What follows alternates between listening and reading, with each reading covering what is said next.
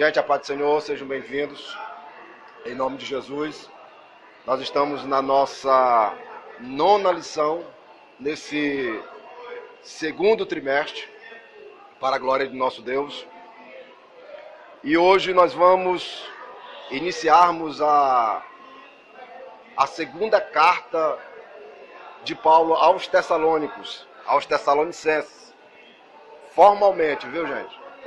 Foi por isso que no domingo anterior nós fizemos a atividade, que foi encerrando a primeira carta. E hoje estamos iniciando a nossa segunda carta dentro da nossa lição. Eu amei essa lição porque ela vem trazendo os conteúdos de uma forma cronológica, bem pensado, esse projeto desse trimestre, muito pensado. E antes de qualquer coisa, os nossos visitantes, sejam bem-vindos e abraçados, né, pela classe Daniel e Rosa de Saron. Futuramente essa vai ser as suas classes. Se Jesus não vier, desse momento, a qualquer momento, ou de repente se passarem para lá antes da volta de Jesus, né? Ninguém quer, gente. Ninguém quer, né? Mas essa é a sua classe. Em nome de Jesus. Vamos nos colocar de pé, vamos agradecer ao nosso Deus pela oportunidade de estarmos presentes na sua casa. A nossos internautas, um abraço poderoso em Cristo Jesus e que as suas vidas não possam ser as mesmas e que nessa manhã e com esta live possam serem abençoados e impactados com a presença de nosso Deus. Irmão Rodrigo, pode tomar assento. Aí, irmão Rodrigo passando aqui no meio da filmagem, gente. Mas está perdoado. Brincadeira. Vamos orar ao nosso Deus. Deus de Israel, te rendemos graças por estarmos em tua casa. Mais uma manhã, mais uma EBD. Te agradecendo, Senhor, sim, porque estamos aqui com a intenção de aprendermos o mais de ti. Rogamos pela vida daqueles que não conseguiram vir, não conseguiram chegar à tua casa. Aqueles, Senhor, que não dão tanto valor a este projeto. A outros, Senhor, que para eles a EBD é simplesmente um trabalho como os demais. Mas nós sabemos que não é.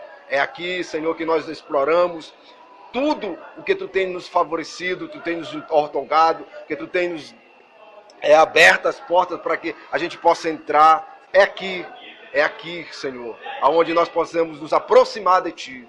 Em nome de Jesus, Senhor, Te invocamos para que esteja conosco, para que as nossas mentes possam se abrir e que o poder da Tua palavra nos molde, em nome de Jesus Cristo. Amém. Glória a Deus.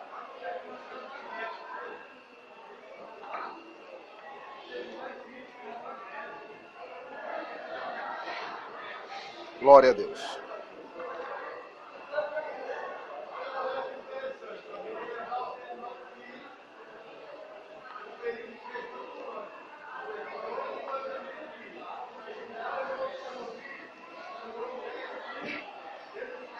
Muito bem.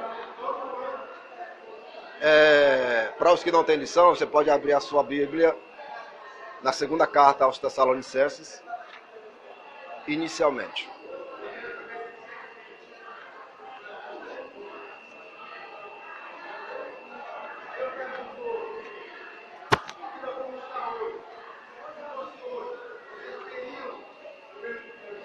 A nossa lição ela está localizada dentro da carta, a partir do versículo 3 ao versículo de número 12.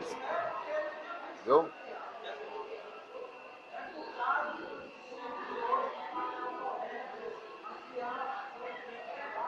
A nossa lição traz o tema desta manhã: coragem em meio à perseguição.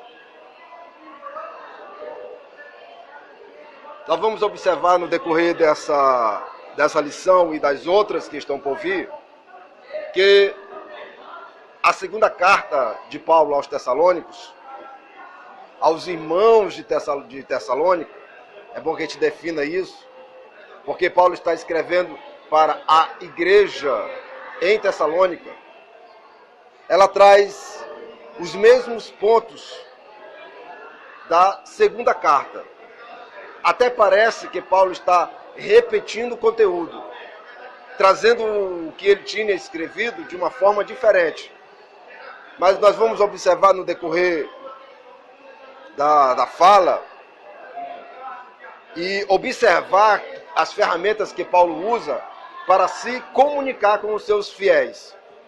E é muito interessante, porque hoje nós, sempre quando vamos fazer algum trabalho, fazer alguma pesquisa, e quando aprontamos, mas nós temos um escrito matriz, nós temos um texto matriz, nós temos as pesquisas matrizes, ou seja, tudo que você apresenta, nem sempre você perde tudo, porque você tem escrito em algum lugar, rascunho, você põe hoje em pendrives, na memória do seu celular, põe no seu computador, ou seja, fica uma segunda cópia daquilo que você vai apresentar.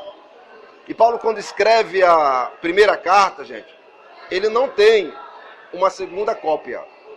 Tipo, eu vou observar o que eu já escrevi para que eu possa escrever esta segunda carta e não voltar a repetir o que já tinha escrito. Ele não fez isso. E não tem esse texto copiado. Paulo não tinha esses documentos copiados. Ele escreveu simplesmente a sua carta e ela foi enviada aos Tessalônicos. E segundo o que nós observamos, a epístola de 2 Tessalonicenses, ela foi escrita após alguns meses da primeira. Foi muito perto uma carta da outra. Você poderia fazer uma pergunta inicial. Então lá teve muita confusão. Confusão demais, gente.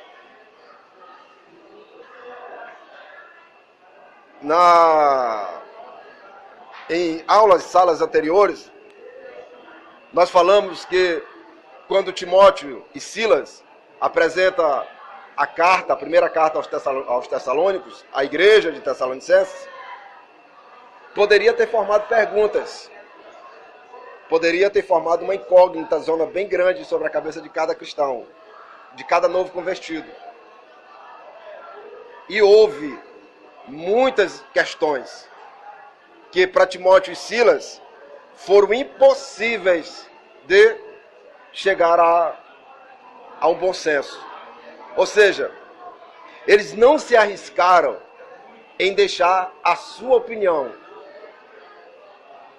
Eles não arriscaram a dizer, não, vocês fazem isso, isso e isso que vai dar certo. Acredita? Não. Quando as ideias e os pensamentos dos irmãos foram levantadas dentro da congregação, o que foi que Paulo e Silas fez? Se reuniram e voltaram a visitar o apóstolo Paulo novamente. Desta vez, eles vão direto para Corinto, mais uma vez. Deixam Tessalônica e se dirigem para Corinto. Em nosso mapa, eu nem vou voltar, porque não é o núcleo da nossa sala, mas a distância é muito grande de Tessalônica para Corinto, para buscar as respostas corretas, segundo a alusão de Paulo. E foi isso que Timóteo e Silas apresentou à igreja, o pensamento do seu líder, o pensamento do seu pastor. Expôs à igreja as doutrinas que Paulo conhecia muito bem e que Timóteo e Silas tinham muito a aprender. E isto nós cometemos erros hoje gravíssimos, porque às vezes nós queremos resolver problemas, situações adversas com o nosso próprio pensamento ou nossa própria conclusão, sabendo que existem pessoas capacitadas para tirar dúvida, para ser consultada, e esta pessoa em particular é o nossos líderes espirituais, aqueles que estão sobre as nossas vidas. Então estes homens, eles têm a responsabilidade, gente, de ter uma palavra para o seu povo. Aos jovens que querem serem pastor, né, missionário. Imagine a situação. Aí você acha que a cabeça desses homens, gente, não é a mil toda hora? Imagine que cada um de nós aqui tem um problema e que precise ser consultado. Você precisa de uma palavra, você precisa tirar dúvidas. Aí ele vai ouvir cada um de nós. Só Deus sabe quais vai ser os problemas. E ele tem a responsabilidade de ter uma resposta para a minha pergunta e uma palavra para a minha vida. Ele tem que ter. É necessário que ele tenha. Não existe meio termo. Não, irmão, fica aqui, que eu vou ali no meu amigo Google e vou pesquisar a sua questão. Não existe isso, gente. Tá? Não existe. Ele tem que ter uma palavra na hora. Então imagine Paulo lá em Corinto, já atribulado com o desejo de voltar a Tessalônica e não podia, e agora ele recebe a visita de Paulo, de Timóteo e Silas. Certamente Paulo refrigera o seu coração, imaginando que ele vai trazer boas notícias. Agora Paulo e Silas chegam diante de Paulo, Timóteo e Silas chegam diante de Paulo e diz: mestre, o negócio lá complicou, porque a primeira carta, senhor, lá está uma confusão. Quais são as confusões? Timóteo e Silas.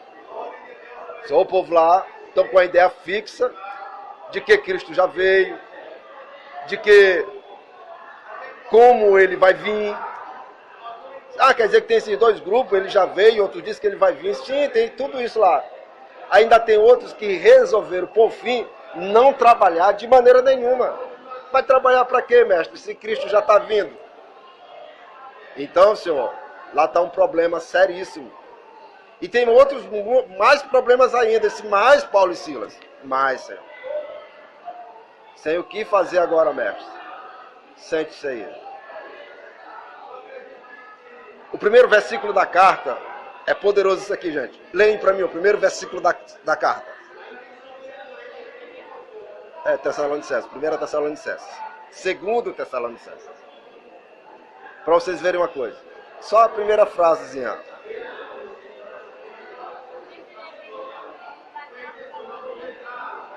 É o primeiro, não, na Bíblia, aí é o versículo 3 na lição. É o primeiro versículo que eu quero.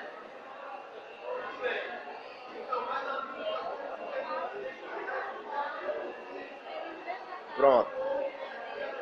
Aí diz, eu, Paulo e Silas. Noutras traduções vai dizer,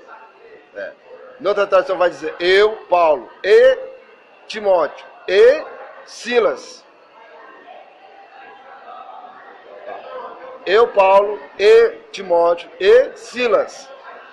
Dá a impressão de que os três estão pegando na mesma caneta e escrevendo a mesma carta. Então daí você pode imaginar que Paulo pega os dois e vem cá, sente aqui. Vamos escrever a carta. Eu vou escrever e vocês vão ouvir eu escrevendo, tá? Aí começa a escrever. E Paulo e Timóteo e Silas estão ao seu lado, sendo partícipe da carta, diretamente. Até parece, pela leitura, que eles mesmos estão escrevendo juntamente com Paulo. Pode observar bem direitinho. Aí em seguida ele vai fazer as saudações e aí nós entramos formalmente na nossa lição de hoje.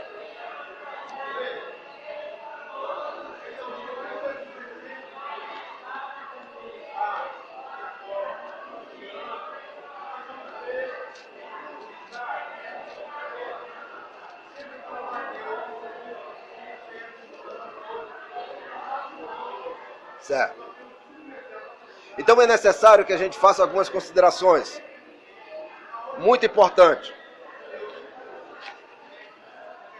Observar algumas questões, como eu já assinalei algumas, que estavam acontecendo dentro do cenário, e agora a segunda carta veria para sanar todos esses problemas.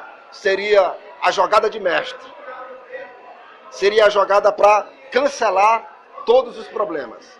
Seria a carta. Você pode imaginar Paulo dizendo para Timóteo e Silas, dizendo assim, é o seguinte, com essa carta, lá eles não vão ter mais dúvidas. Que dúvidas? Quais os problemas?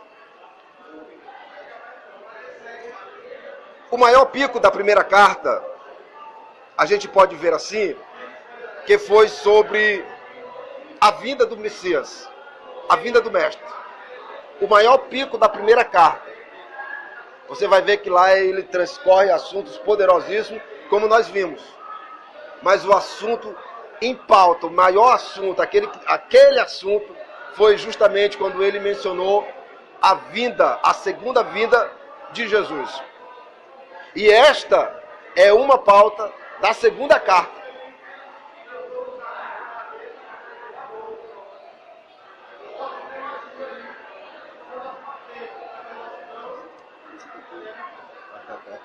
À vontade.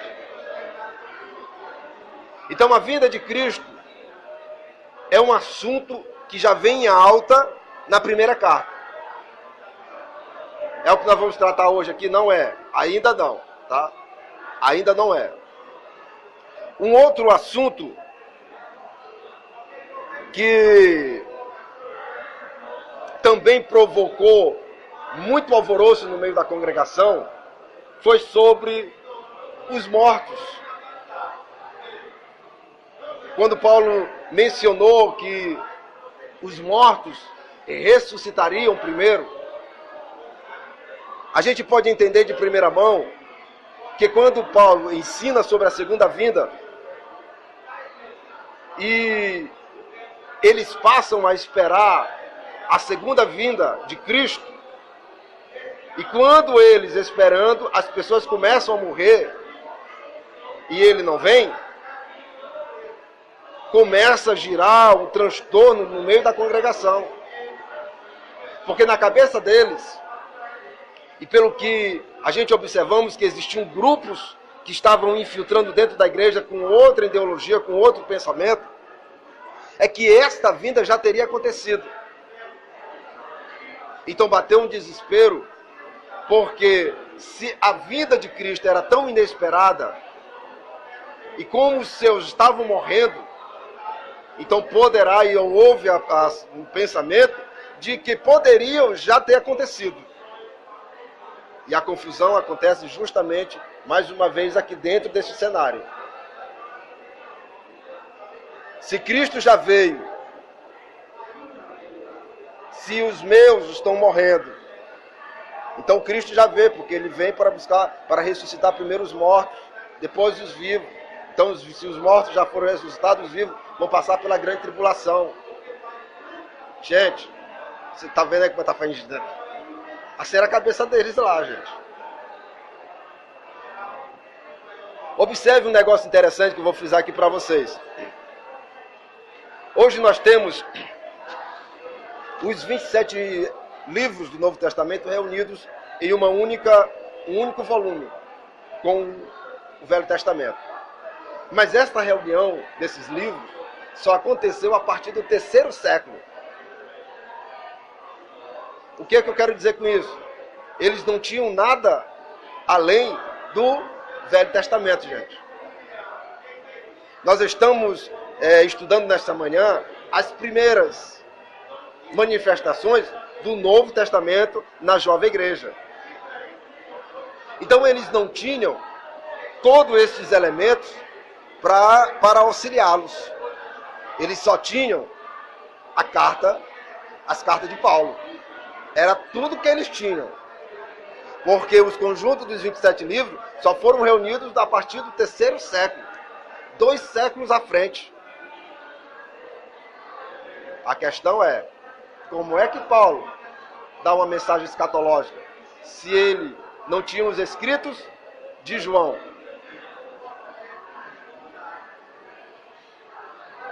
O que é que Paulo está ensinando se tudo o que ele tinha era apenas os Salmos e o próprio profeta Daniel? E aí, gente? Imagine a cabeça dos irmãozinhos lá. Recebe uma cartazinha de alguns capítulos e não tem mais para onde correr. Hoje nós temos aí material suficiente para navegarmos e só Deus sabe o limite. aonde poderemos chegar. Mas eles não tinham. Então a confusão ficou generalizada lá dentro da congregação. E Timóteo e Silas no meio do fogo cruzado. Eu vejo Timóteo virando para Silas assim: Silas, meu irmão, o que é que nós vamos fazer agora? Onde é que nós vamos consultar isso aí, meu irmão? Paulo botou nós numa furada aqui, viu? Eu disse: rapaz, vamos consultar o homem de novo, viu? Foram.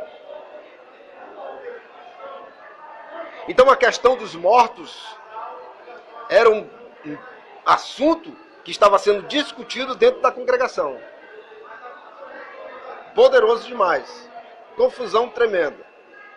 Hoje, eu falei isso nas aulas anteriores, hoje, com quase 2000 anos de história, a igreja ainda tem dificuldade para entender esses assuntos, gente. Imagine uma igreja de 3 sábados, recebendo um tiro desse tamanho, né? Numa mentalidade grega, com culturas helênicas, com tantas filosofias na cabeça, agora recebe uma mensagem desta. Confusão, gente. E nós, com quase 2000 anos depois, nós ainda nem conhecemos a essência, nós não entendemos a essência da vinda de Cristo. Você pode observar aqui que já havia uma confusão da primeira vinda, da segunda vinda. Ou seja, se ele estava no céu, então não levaram em consideração o arrebatamento. Fizeram uma confusão aqui com a segunda vinda. Botaram elementos no meio antecipadamente. Já estavam projetando que Cristo já tinha voltado sem que elementos acontecessem. E é justamente o que Paulo vai tratar nessa carta, apresentar para eles, que a segunda vinda, só pode acontecer depois da manifestação dos sinais que a precedem. Nós já vimos isso aqui na aula anterior, não na aula passada, bem anterior.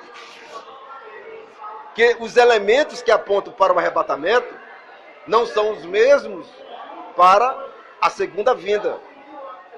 Hoje nós sabemos, porque nós temos todos os materiais assim, ó, na nossa mão. Eles lá, gente, não tinha nada não. Era só as cartinhas.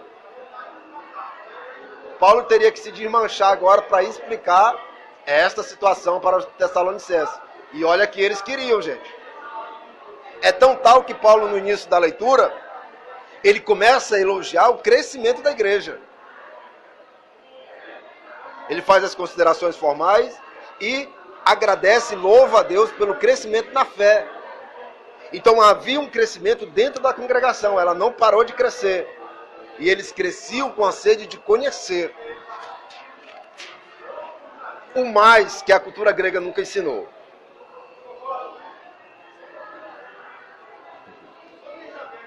Então, se a segunda vinda só viria após da manifestação do homem do pecado, então existia uma fórmula, existia um roteiro para ser obedecido e observado.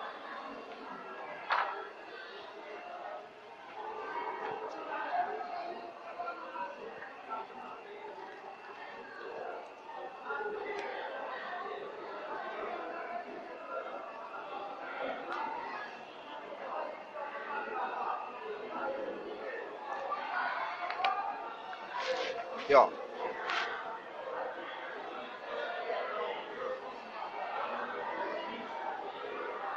Para haver a segunda vinda,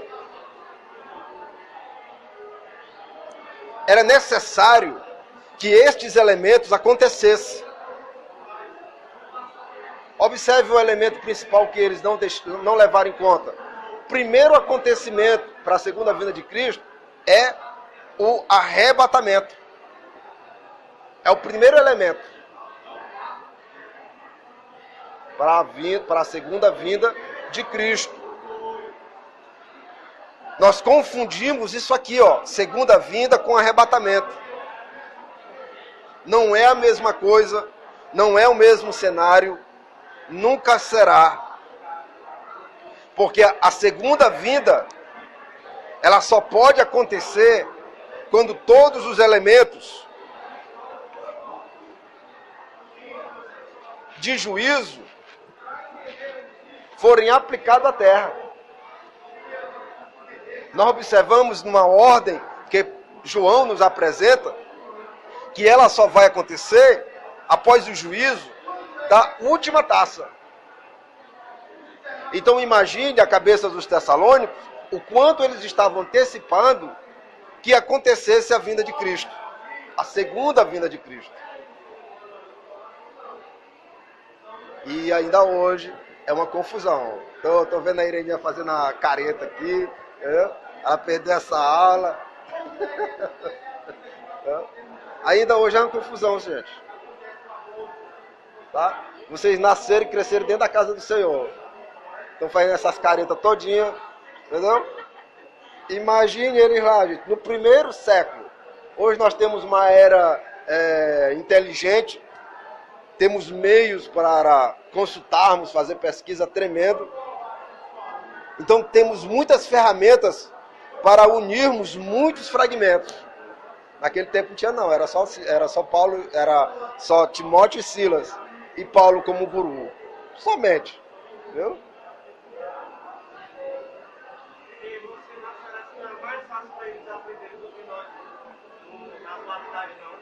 Porque lá é só duas pessoas com o mesmo pensamento, ou seja, é fácil.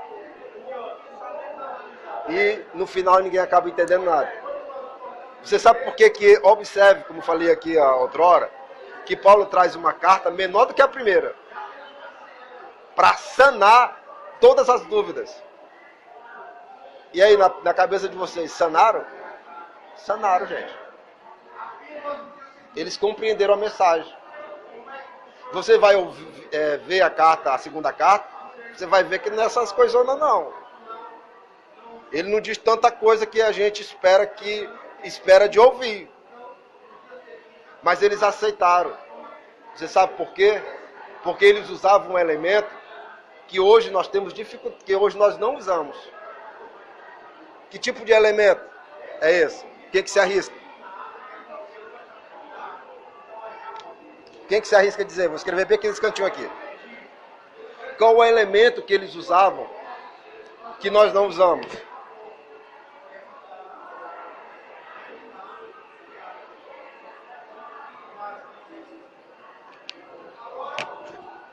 Fé, gente.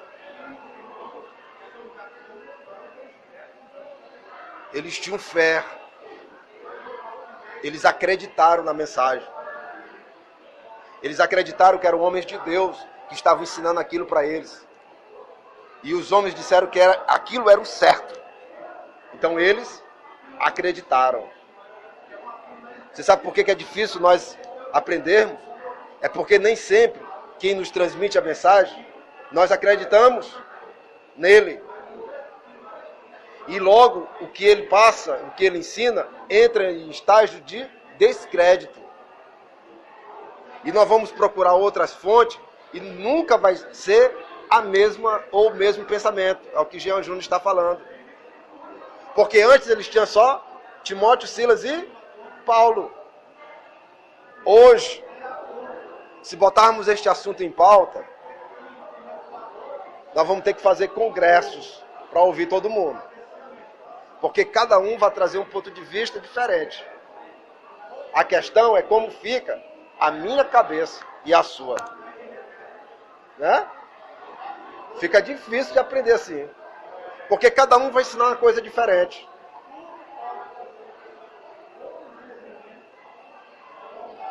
Então este elemento, eu desejo que ao longo desse projeto, a gente possa aprender a usá-lo. Tem um acentozinho bem aqui, viu, gente? Não foi para café. É muito importante isso aqui. Porque nós vemos os nossos mestres, gente, que as suas informações que são passadas a nós não são tão confiáveis. Não são. Primeiro vem trazendo, vem sobre uma base filosófica, uma base herege muito grande.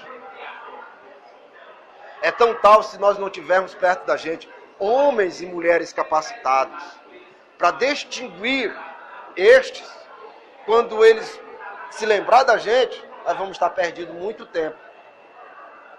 E nós nunca vamos chegar à compreensão disso aqui. Observe que a estrutura da igreja hoje não conhece isso aqui. Pode perguntar aos nossos pais, aos nossos avós, aos nossos tios, aos nossos que vieram antes da gente, que cresceram, envelheceram, se eles sabem disso aqui. Mas eles só se apoiam em um único, eles têm respaldo em um único elemento. Eles não conhecem. Ele vai dizer para nós só uma coisa: meu filho, tem um pouquinho de fé. Porque eles viveram até hoje por conta desse elemento aqui, ó. Não por conhecimento do conteúdo. Eles simplesmente acreditaram e creem. E ninguém tira isso do coração deles. Hoje nós estamos nos tornando uma geração que não queremos este elemento. Nós queremos o óbvio e que tenha e que seja comprovado ou provado. Se não tiver como provar, meu irmão. Então, nesses meio termo, o primeiro que é eliminado é este elemento. A tua fé não é levada em conta. Se tu não provar o que tu está dizendo, literalmente, está descartada a discussão.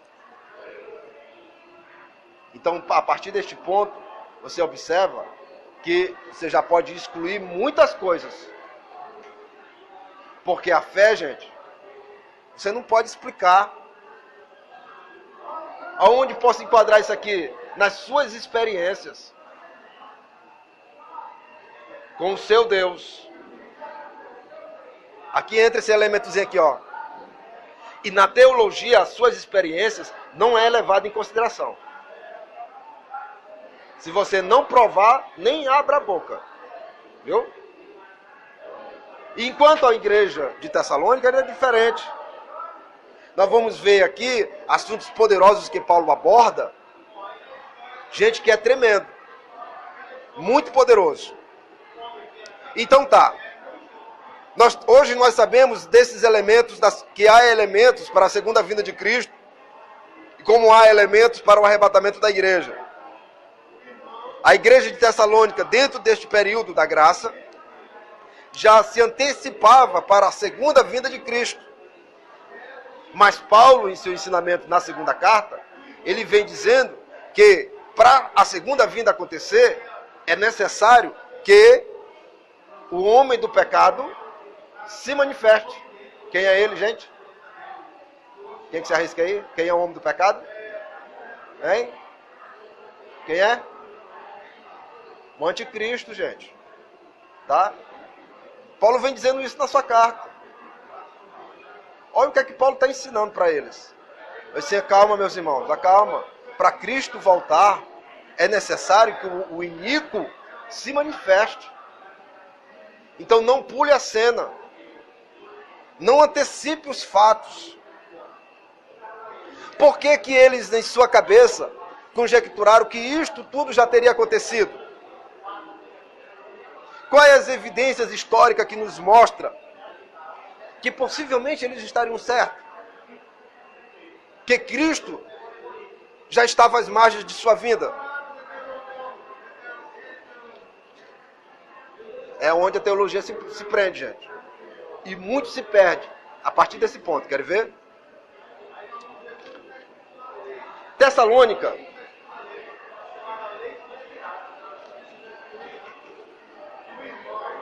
Deixa eu bater aqui assim. Certo. Tessalônica era regido por um conselho. Abra suas Bíblias no livro de Atos, capítulo de número 17.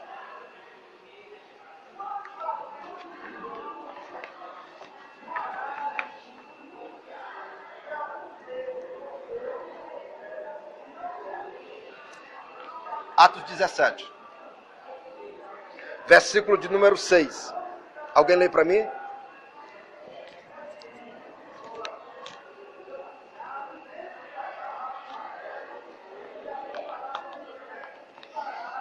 Pode ler. 17, 6.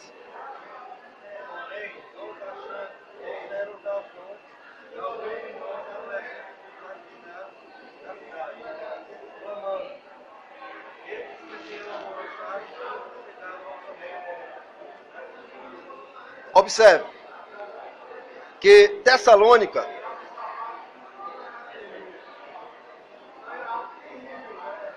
era regida por um conselho.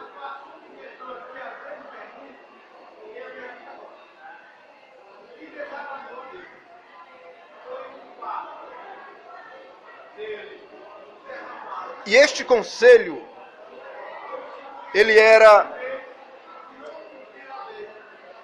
ele funcionava sobre as bases da lei do Império Romano, certo? Nesse conselho, os seus membros, segundo a ótica da Bíblia, eram conhecidos como magistrados, né? Atos 17, é 6 ou é 5?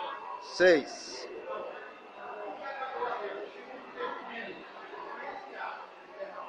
Então vamos entender aqui um pouquinho a mente dos nossos tessalônicos. Então nada na cidade de Tessalônica acontecia juridicialmente e religiosamente sem o juízo desse magistrado aqui, desse conselho. Eles é quem organizavam a cidade. Então todo ato político, religioso, toda a confusão que aconteceria ou que acontecesse dentro da cidade, este conselho era o responsável. E este conselho tinha o apoio do Império Romano.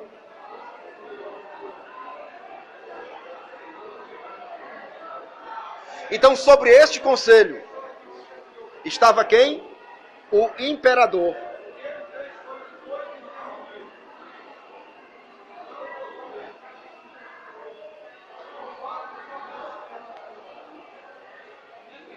Nada poderia acontecer dentro da cidade se não fosse debaixo dessa ótica. Aonde eu quero chegar? A pergunta que poderíamos fazer: qual seria o imperador que estava em ativa neste período da igreja de Tessalônica? Vamos botar o nome de alguns deles aqui.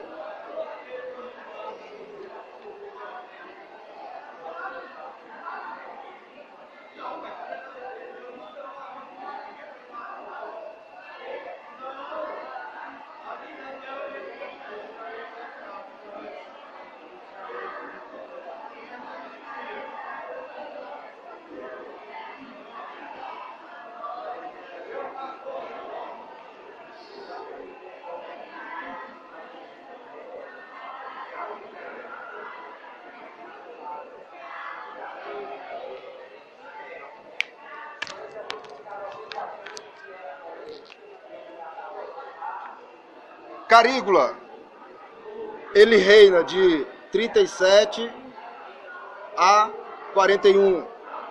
Cláudio, 41 a 54. Nero, 54 a 58. Vespasiano, de 50... Não, é 68 aqui, viu, gente? Vespasiano, de 68 a 79. Então, a partir dessa ótica aí, poderíamos sugerir quem era o imperador no período da igreja de Tessalônica, gente? Quem seria? A partir dessa ótica aí. Para isso, nós temos que saber em que período a carta foi escrita. As cartas de Tessalônica foram escritas entre 51 e 52. Então, 51 e 52 vai cair dentro desse contexto aqui, ó. Então o imperador, no período em que Paulo edificou Tessalônica, era Cláudio, imperador de Roma. Carígula foi seu antecessor. Cláudio assume. Nero se suicida. Vespasiano assume. E de 68 a 79, nós temos a destruição do templo no ano 70.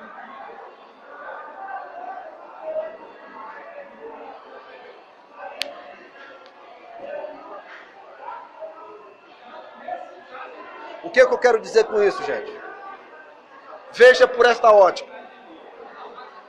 O homem iníquo poderia estar no período de Tessalônica, na cabeça dos Tessalônicos.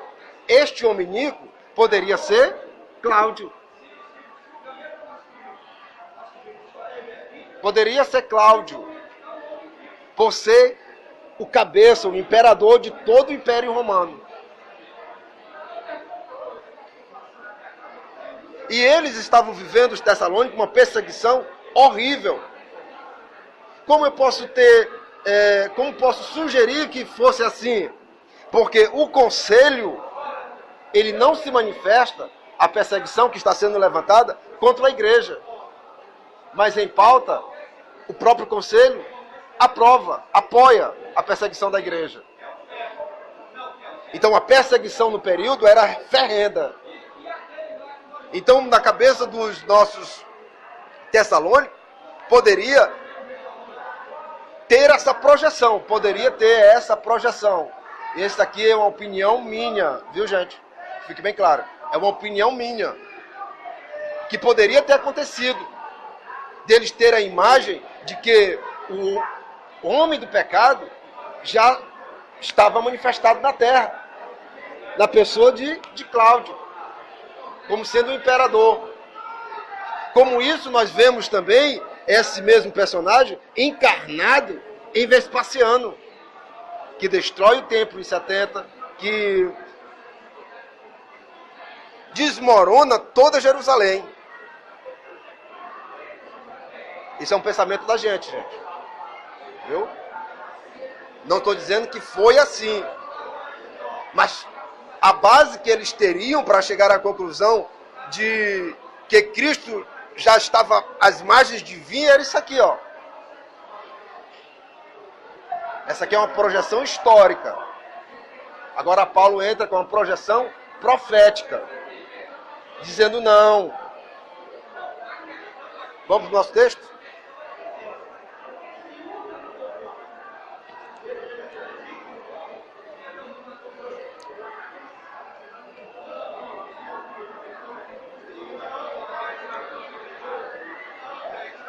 Vamos observar o que Paulo vem trazendo para tirar tudo isso aqui, se houve na mente dos Tessalônicos.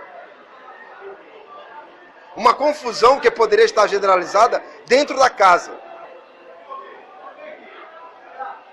Versículo de número 3. Sempre devemos, irmãos, dar graças a Deus por vós, como é de razão, porque a vossa fé cresce muitíssima. Estão vendo o elemento? Eu vou pôr ele bem aqui, no cantinho.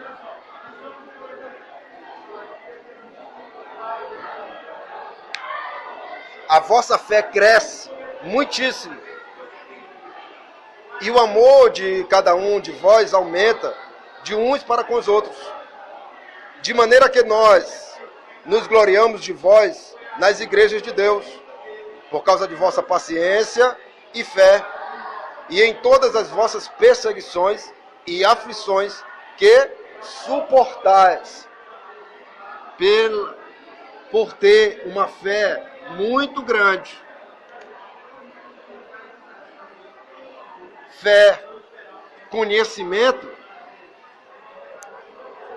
praticamente zero, gente.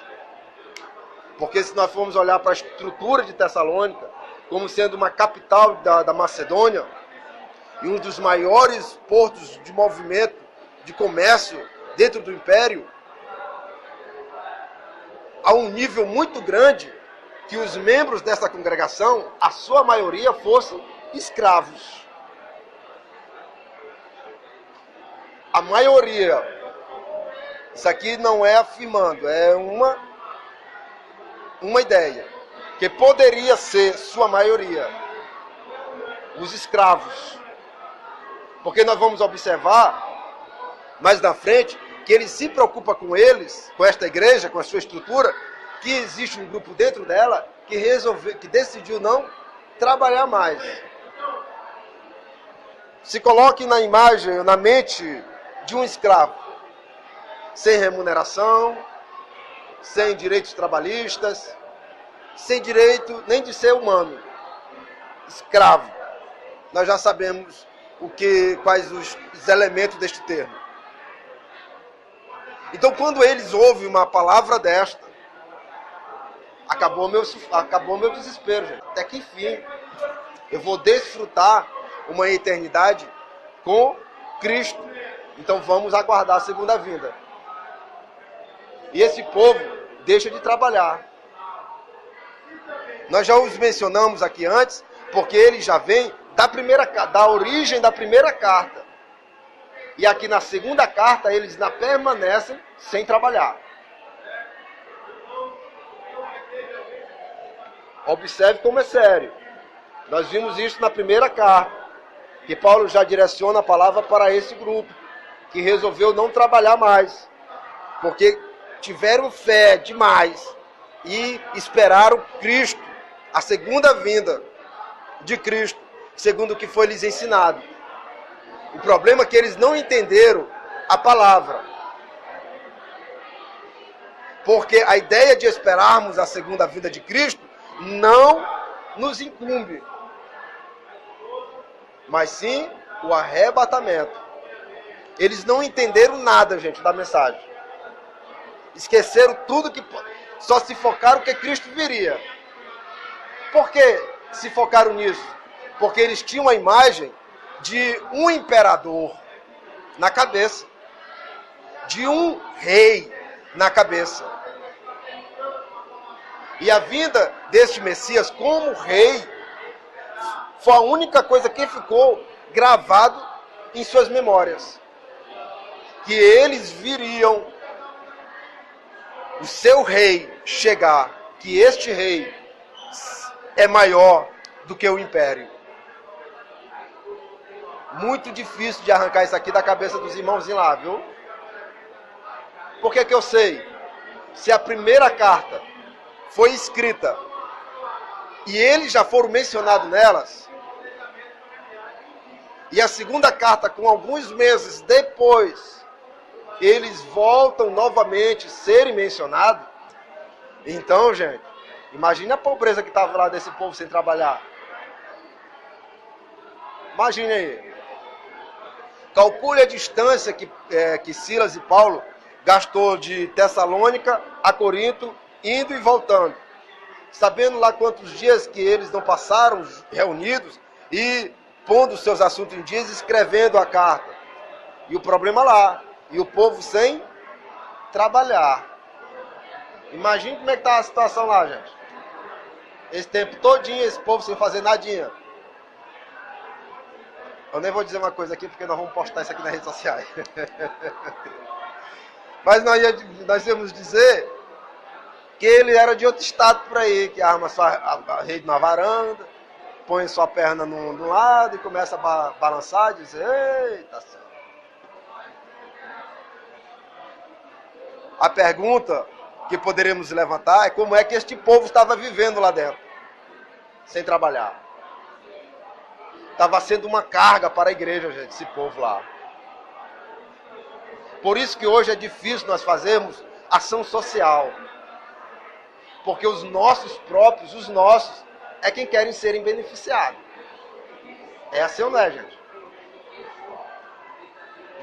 Se nós vamos promover uma ação... Você quer ver um exemplo disso aqui? Por exemplo, Se nós vamos arrecadar roupas para as famílias pobres, mas pobre, gente, é pobre mesmo. Viu? Aí no meio das roupas, sempre aparecem umas que estão dentro das embalagens. Zeradinha, com a etiquetazinha assim, ó. Aquela marca. Tem gente que dá de coração, vou dar o melhor. Aí, quem está promovendo a ação social, vê aquele monte de roupa nova e diz, ei, eu posso tirar para mim? É assim ou não é, gente? Sempre é, gente. Nós queremos sempre nos beneficiar quando vamos fazer ação social. Viu? Sempre. Isso vem de hoje, nunca. Vem lá de antes. Por isso que é difícil a igreja fazer ação social. Por conta que nós não sabemos fazer direito. Como é que eu recebo a donativos e quero vender?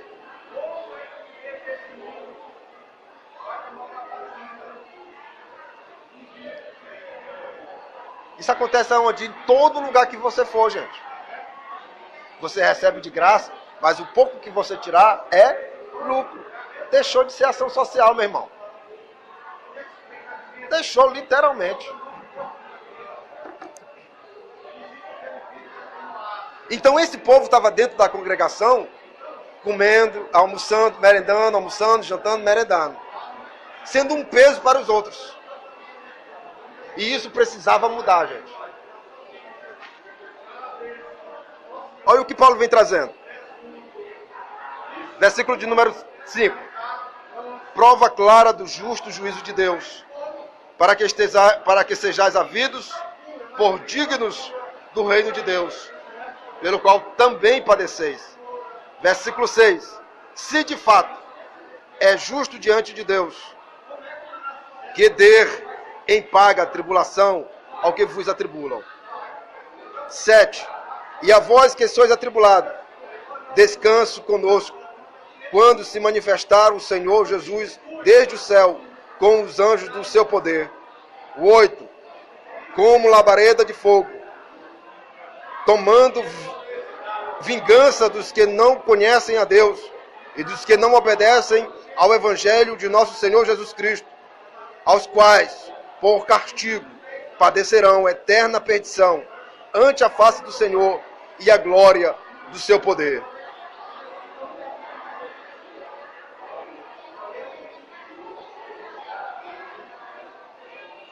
Você lê isso aqui, você quase não percebe o que é que Paulo está dizendo aqui, gente.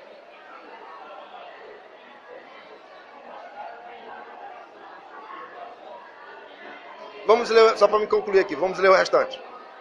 Versículo 10. Quando vier para ser glorificado nos seus santos e para se fazer admirável naquele dia em todos os que creem, portanto, o nosso testemunho foi crido entre vós. Pelo que também rogamos sempre por vós, para que o nosso Deus vos faça digno de sua vocação e cumpra todo o desejo de sua bondade e a obra da fé com poder, para que o nome do Senhor Jesus Cristo seja em vós glorificado, e vós nele, segundo a graça de nosso Deus e do Senhor Jesus Cristo. Uma das queixas que os irmãos de Tessalônica se queixavam era sobre a perseguição, que era inexplicável. Versículo 6. De fato é justo diante de Deus que dê em paga tribulação aos que vos atribulam. Olha a mensagem de Paulo, gente. Isso aqui tudo é codificado, gente. Isso aqui só você tendo esse elementozinho aqui, ó, para você entender. Foi o que eles entenderam já. Paulo está dizendo que aqueles que perseguiam a sua igreja tinham juízos determinados para eles. Que eles seriam atribulados. E igual como eles estavam atribulando, não. Com juízos eternos. Observe como é sério isso aqui. Timóteo está passando isso aqui para a igreja. Acalme os seus corações, porque a tribulação pelas quais estão fazendo com que vocês passem aqueles que estão a promovendo, tem um castigo para eles, com juízos. De que Paulo está falando? Que tipo de juízos são esses que vai confortar o coração dessa igreja? No versículo de número 7, ele fala que sois atribulados, e os atribulados passarão por um descanso. Quer dizer que aqueles que estavam sofrendo perseguições, eles iriam para um descanso eterno. Parece a mensagem do Ancorão. Parece a mensagem do Ancorão. Que eu tenho que matar tantos, porque lá do outro lado vai ter um harém para mim. Não é lá assim? Parece que vai ter um harém. Aí o cara se submete ao suicídio, dizendo que lá tem um harém com 1000 mulheres, e com isso, e dá-lhe coisa, e o caba morre e vê que não é assim. Entendeu? Mas é o que Paulo está dizendo para a igreja. Vocês que estão sendo perseguidos, algo tremendo vos aguarda do outro lado. Um descanso eterno com o seu Senhor. É o que Paulo está ensinando para a sua igreja. No versículo de número 9, ele revela qual é o juízo que estes que estão promovendo tribulações vão passar. Juízos eternos. Que juízos são esses? Padecerão eterna perdição. Do que é que ele está falando, gente?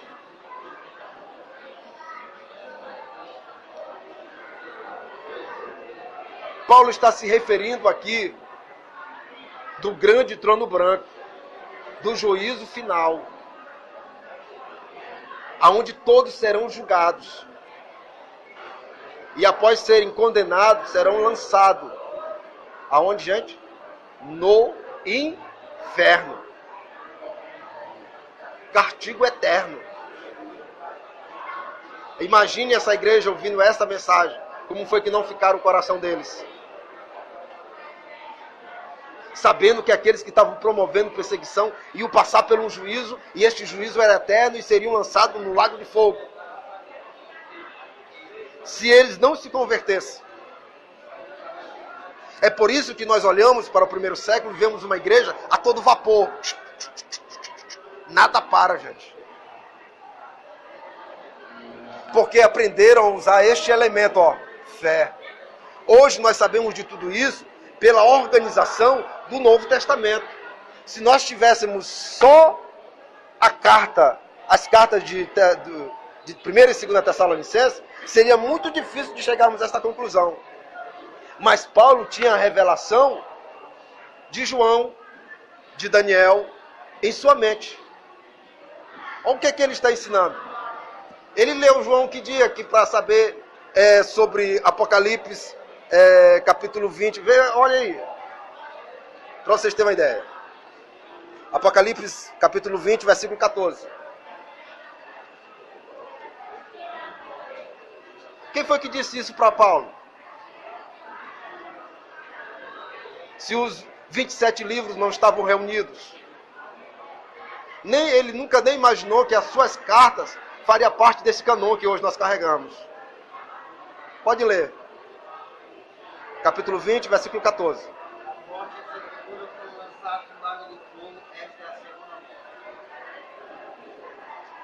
Quem foi que revelou isso aí? Quando que nós vemos Paulo conversando com João? A gente vai observar a história, gente, que Paulo e João se cruzaram. Nós não sabemos. Eles podem até passar pela mesma cidade. Mas eles nunca sentaram para conversar. Porque Paulo ou ele estava em perseguição ou estava preso. O cenário de Paulo era esse. Então João vivia um cenário diferente do de Paulo.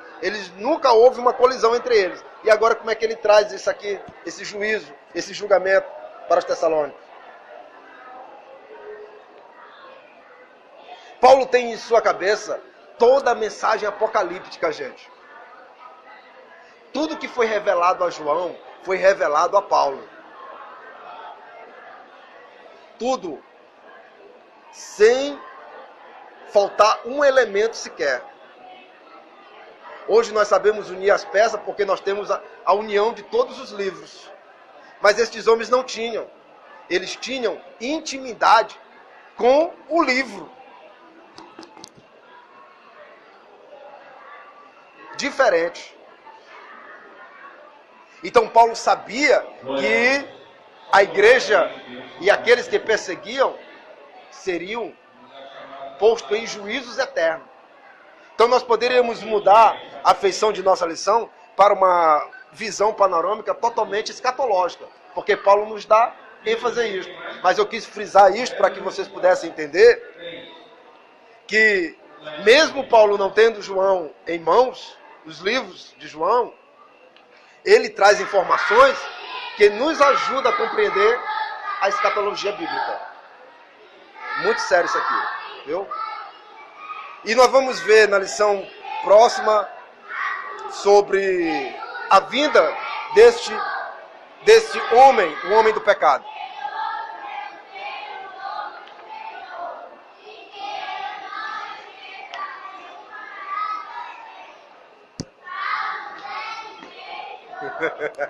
Rasguei na folha. Então as expectativas é para a lição que vem, tá? Isso aqui é só um prenúncio, é só para vocês terem ideia do que nós vamos estudar a partir de agora. Nós vamos entrar nos mesmos assuntos, com pontos de vista diferentes, mas tratando os mesmos assuntos. E esta aqui, gente, é a mente dos nossos